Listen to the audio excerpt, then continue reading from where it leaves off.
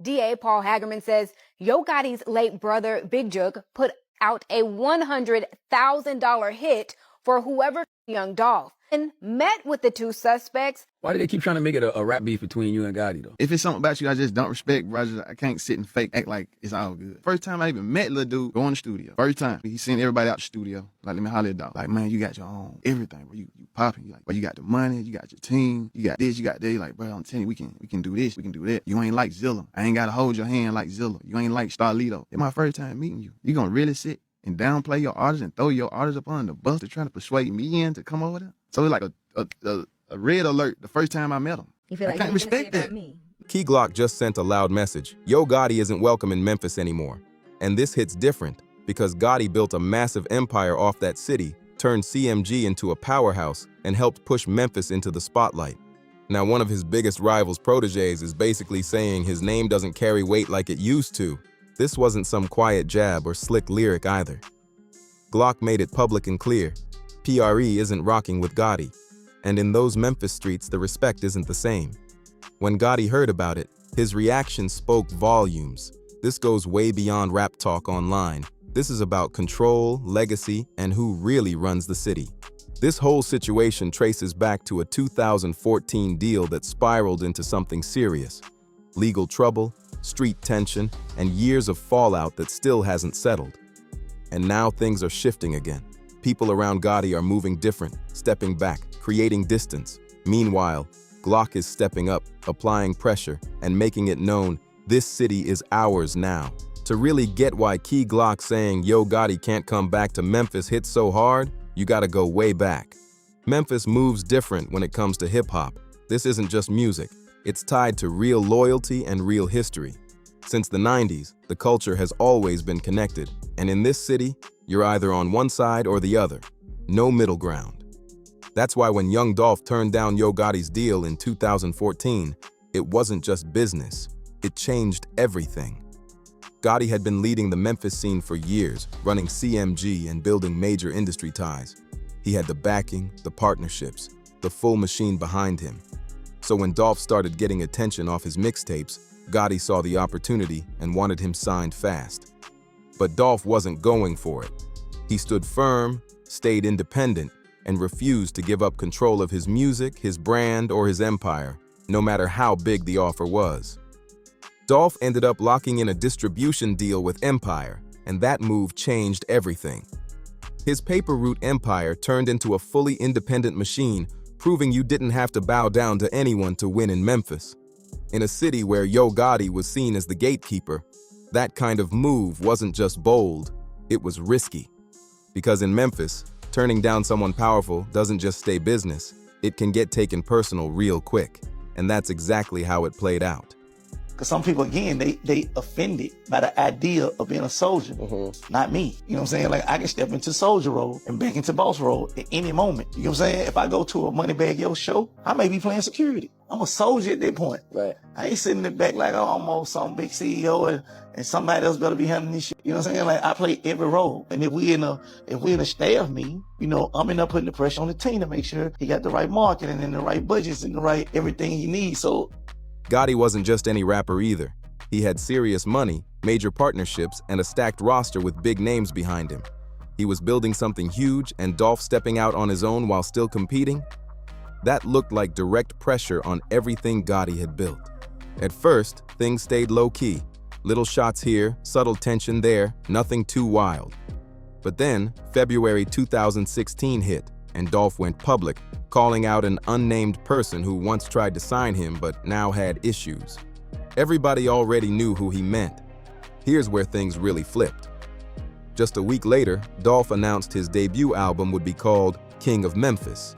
Now, everybody knew Yo Gotti had been claiming that title for years. That was his crown. And Dolph didn't just challenge it, he took it and stamped it on an album cover like it was his now. The streets lit up instantly. That's when Black Youngsta stepped in, and the energy got serious fast. Signed to CMG, he went straight at Dolph online, posting videos and making threats. He even showed up in South Memphis, walking through Dolph's neighborhood with his crew, recording everything like it was a movie. Dolph didn't react the way people expected though. He brushed it off with a laughing emoji and kept it moving like it meant nothing. But everybody watching knew this wasn't just for show. That kind of move raises the stakes. Then Youngsta dropped Shake Some, coming direct with heavy lines, questioning Dolph's claim and pushing the tension even higher. This wasn't just music anymore. It felt personal and tense, especially with it coming from someone repping CMG. Gotti tried to stay calm in public, even saying he didn't support how Youngsta handled things. But Dolph wasn't convinced at all. He went on Instagram and basically said the whole situation was being directed from the top. Looking back, that claim hits different when you see how everything unfolded, because this is where things shifted from rap drama into something way heavier. In February 2017, Dolph dropped Play with Yo Gotti is Quake, and there was nothing subtle about it. He called Gotti out directly, even flipping his name, and the cover art made things even more intense. Dolph was clearly applying pressure, and the response went far beyond music. Later that month, while he was in Charlotte, his SUV was hit with a massive amount of gunfire, an alarming situation that shocked everyone watching. Reports later connected a rented vehicle tied to someone from Gotti's circle, raising serious questions and pushing the situation to another level entirely. That detail didn't come from rumors. It came out during the investigation. But here's what really shocked people. Dolph survived, and not by luck. He had already taken precautions and was moving in a reinforced vehicle. That tells you he understood the risks and stayed ready for whatever could happen. And what did he do after that? He turned it into music. Just over a month later, he dropped Bulletproof, flipping the situation into a statement. Then came 100 Shots, where he addressed everything head-on. That kind of response had people split. Some saw it as bold, others saw it as risky, but either way, he wasn't backing down. Then later in 2017, another serious incident happened in Hollywood, where Dolph was injured and rushed to the hospital. Reports started flying, names were mentioned, and investigations followed, though nothing directly tied Gotti to it. Still, public opinion was already forming fast. And through it all, Dolph kept going, still making music, still standing strong, and still claiming his place in Memphis. Through all of this, Key Glock was right there watching it unfold. Not just as a fan, but as young Dolph's cousin, his protege, his right-hand man.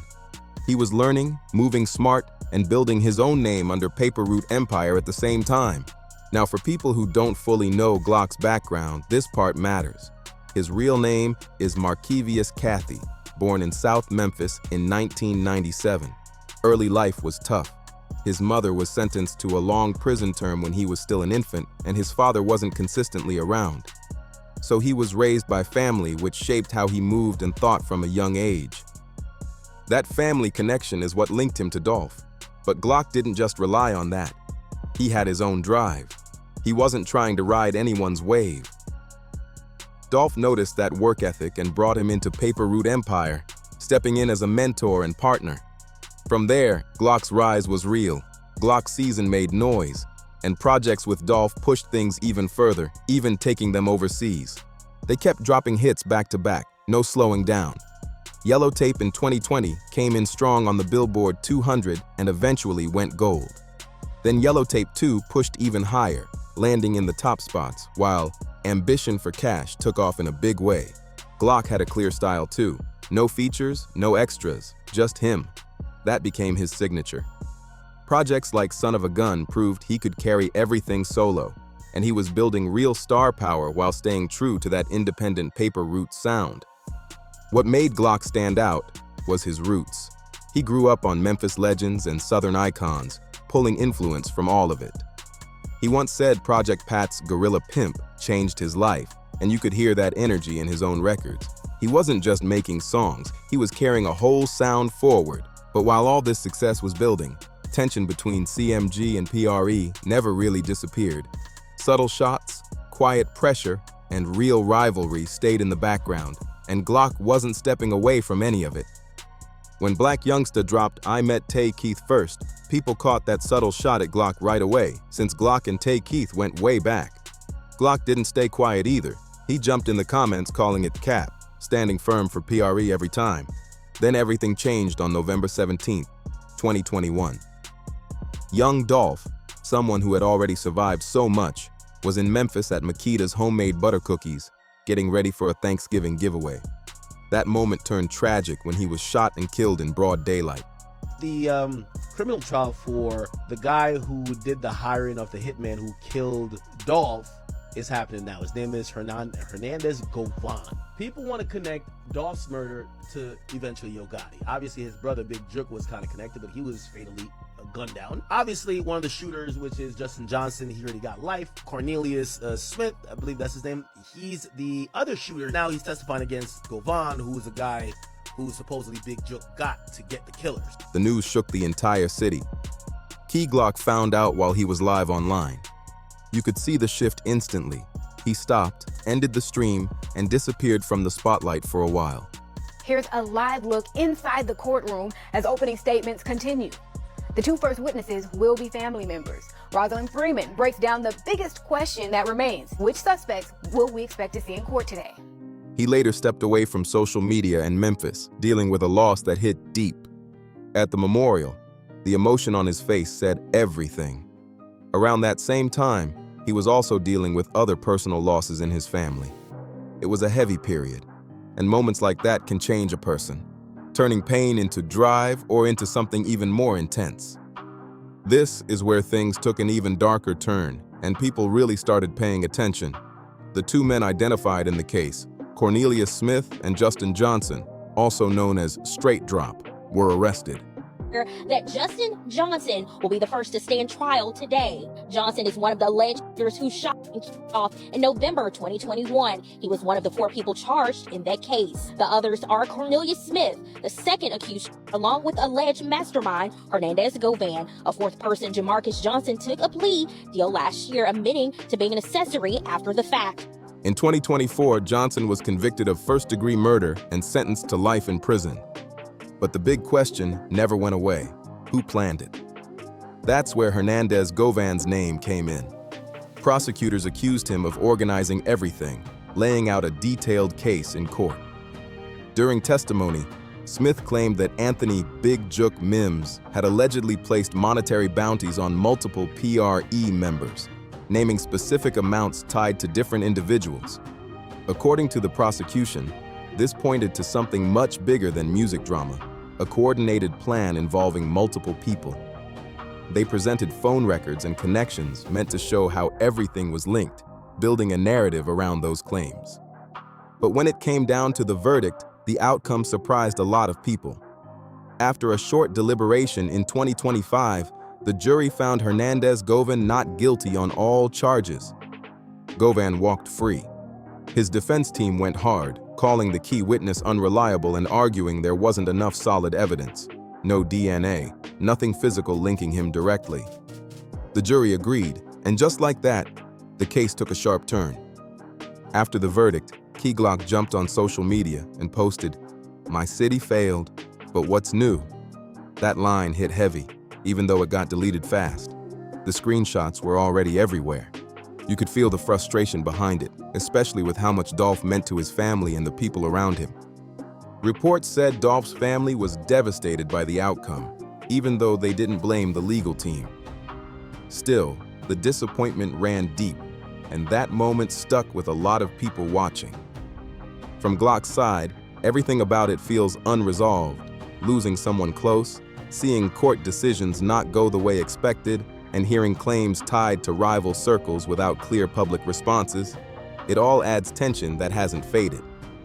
And this story didn't stop there, because something else happened before those courtroom details even came out. Anthony Big Jook Mims, Yo Gotti's older brother and someone later mentioned during court proceedings, was at a gathering after a funeral at a Memphis restaurant when everything turned tragic. In the middle of the afternoon, shots were fired, and he was seriously injured. He was later pronounced dead at the hospital. What made it even more intense was the location. It wasn't far from where Dolph had been killed. Same area, same bold timing, and people immediately started talking, trying to connect the dots. Speculation spread fast online, with many questioning what it all meant. Authorities shared images of a vehicle they believed was involved, but even years later, no arrests have been announced. That only added more mystery to the situation. What really stood out was a post Big Jook made shortly before, talking about staying alert and watching your surroundings. It hit different after everything that followed. After his passing, the security presence at related events was heavy, and when Gotti appeared publicly later on, reports described an intense level of protection surrounding him everywhere he went. At this point, it felt like Gotti was moving with serious protection everywhere, like the pressure around him never eased up. And when you look at everything, the history, the tension, the court cases, it starts to make more sense why Key Glock's words hit so hard. When he said, "Yo Gotti ain't welcome in Memphis no more," that wasn't just talk. It carried the weight of everything that led up to it. Because Glock isn't the same person he was back then. He came back focused, dropping music that connected with people and kept Dolph's name alive.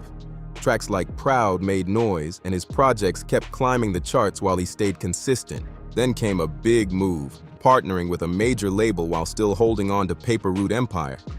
He dropped Glockavelli, a full project with no features that performed strong right out the gate. The numbers, the streams, the sold-out shows, it all showed he was building something solid. The title Glockavelli itself was a nod to Tupac's Machiavelli era, reinvention, pressure, and going against the system. Glock used that same energy, putting real emotion, loss, and life experience straight into the music. In an interview, he kept it simple, saying the message behind the project was highly respected. Just 2 words, but it said a lot. By early 2026, he was already teasing new tracks online, letting people know the next album was done. No breaks, no slowing down, he's staying locked in. And the message toward Gotti? It feels direct. Gotti may still have the empire, the artists, and the industry power, but the connection to the streets is being questioned more than ever. Gotti hasn't publicly addressed any of it. Not the claims brought up in court, not the conversations people keep having, not even the questions surrounding everything that's happened. And in Memphis, that kind of silence stands out. It gets people talking even more. Some see that silence as calculated. From a business angle, it makes sense. When you've built a massive empire, why risk saying anything that could create problems? With major partnerships, artists, and investments on the line, staying quiet can look like the safest move. But in the culture, silence can be read a completely different way.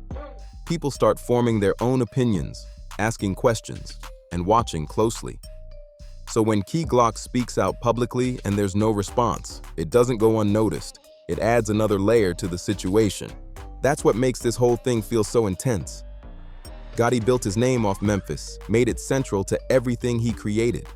And now, with someone from the rival side stepping up and challenging that presence, the lack of a response only makes the moment feel even bigger. Meanwhile, Key Glock is still moving forward and building his career. Touring, charting, staying active, he's locked in on growth. There was even an incident involving members of his crew at a major festival in 2025, which people saw as a sign of how seriously he takes safety and staying alert. When you face that level of pressure, your mindset shifts. At the same time, what Glock has done stands out. He took a painful loss and turned it into motivation, carrying forward everything he built with Dolph. He stayed independent, stayed consistent, and kept his direction clear without switching sides or changing who he is. That message hits strong in a city that's been through so much.